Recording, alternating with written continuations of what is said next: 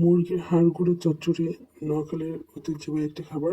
আসসালামু আলাইকুম, কুকিং নিতে আপনাদেরকে স্বাগতম। আজকে আপনাদের জন্য মুরগির হাড় গুঁড়োর চচ্চড়ি নিয়ে এসেছি।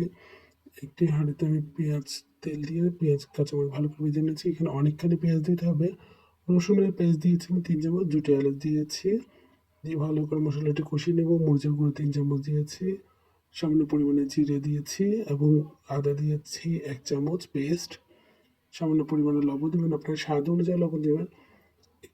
মুরগির হাড়গুলো দিয়ে দিবেন। আমি এখানে মুরগির হাড়, গলা ছোট ছোট করে কেটে নিয়েছি এবং গিলে দিয়েছি। এভাবে কেটে নিতে পারেন এবং পানি দিয়েছি 2 মগ। সেই মশলাতে কষিয়ে পানি দিয়েছি 2 মগ। ধনেপাতা হওয়ার পরে আমি ধনেপাতা ছিটিয়ে দিচ্ছি।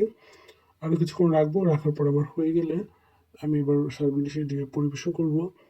দেখতে পাচ্ছেন, আপনারা খেয়ে দেখতে পারেন। এটা একটু রসুন বাড়িয়ে দিলে এই মুরগির হাড় গুঁড়ো চচ্চড়িটা খেতে অনেক ভালো লাগে। আলহামদুলিল্লাহ বলবেন সবাই, খেয়ে দেখতে পারেন।